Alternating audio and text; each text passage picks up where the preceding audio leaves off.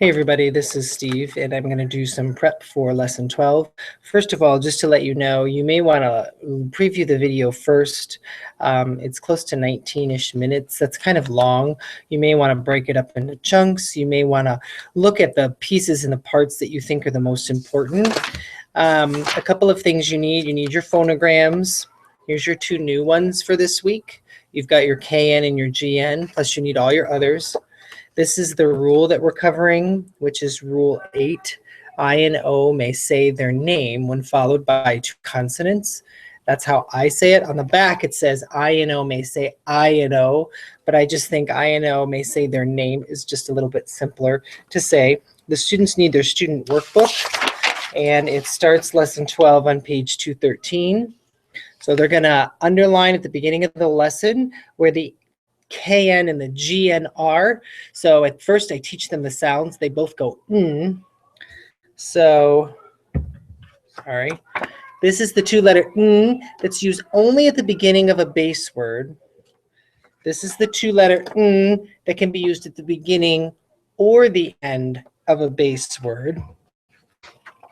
So their goal with underlining where the GN and KN are in these words is to see where they are. So they're going to try to explore that and hopefully figure out, oh, I only see KN at the beginning. I see GN at the beginning or the end. But they all make an, or they both make an N sound. All right. I also, in the second part of the video, explore something called open and closed syllables. This is really big, particularly in the special ed world, but also in the world of research. When you listen to people about reading, a lot of teachers talk about teaching kids the type of syllables. So this one's just teaching closed syllables, open syllables. So just so that you know, oh, I go to get a marker. Of course, there's not one there. A closed syllable is where the vowel is closed in by two consonants. An open syllable is where the vowel is not. So the vowel will say its name in an open syllable, like go or do or be. And it will say its first or broad sound when it's closed in. Does that make sense? Like bad or ash. It's closed in, so it's going to say. So we do some exploring. You are going to need whiteboards and markers for that because I want the students to write some things down. Let's get right to the list because this takes the bulk of our time. So I'm going to start with list A. List A, number one is sign. So you say to spell sign. So you got S-I-N. And it's the two-letter N that can be used at the beginning or the end of a base word. So that's obviously my GN. Again, we're doing this rule that I and O may say their name when followed by two consonants. That's why it's saying I. So help them out. There's no silent E at the end. That's the reason it's saying I. So next word, number two, design. I would say to spell de-sign. In your guide, it says design, but I think that's a little tricky because it is an S. So you've got D-E-S-I-N. I can't do that. D-E-S-I-N. That feels more comfortable. Design. So number three is know, like I know you. N-O. Tell them to use the ow-o. And this is the N that can only be at the beginning of a base word. Number four is drink. D-er-I-N-k. Clarify that this is the tall K. Number five is easy. Meet. Eat. This is the E-double-E. Number six is find. Find. Find. The I is saying its name because it's followed by two consonants. Number seven is pick. P-I-K. Use the two-letter K. You can mark the vowel if you want on all of these. This marked vowel would be the I sound. Number eight is start. Start. Start. Use that R sound. Number nine is pass. P-A-S. Double your S. Number 10 is pull.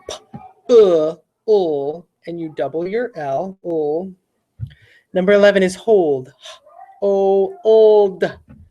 This O says its name because it's followed by two consonants. Number 12, sell. S-E-L. Double your O.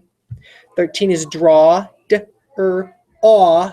clarify, you use the ah that you may use at the end of a word. 14, remember. I've been doing a lot of clapping of syllables with kids. I find it helpful. So if you want to do that, they put their pencil down, you say remember, they do it back. So you've got re, e, mem, bur, use the of her. That's actually not too hard if you break it into syllables. 15, need, use the double e. All right, on to list B. Slither, use the of her. Make sure they're doing all these underlinings. And Number 2, yawn, use the that we may use at the end of an English word. 3 is mutter, that's how I'd say to spell it, mutter. So you've got use the of her, so you get those two t's in there. Number 4, spread, this is the e-a. 5, plummet, I would say to spell plum, met, plum, met. 6, clock, use the that you may use at the end of a word. 7, heel, use the e-a. 8, catapult. Oh my goodness, catapult. So I would say to spell cat. Sorry, I'm looking at my markings here and I think they say. So cat, pult. So at, of course that's easy. A is your second syllable, just plain old A, and then pult. Pult. Number 9, devour. Say to spell devour. And this ow is used by the the one that you can't use at the end of a word. Sprint is 10. Sprint. Again, an example where the I, when it's followed by 2 consonants, it's not making an I sound. Again, this rule is not always, but it may. It's helpful. Peak is number 11. Eek. Use the E-double-E. 12 is clutch.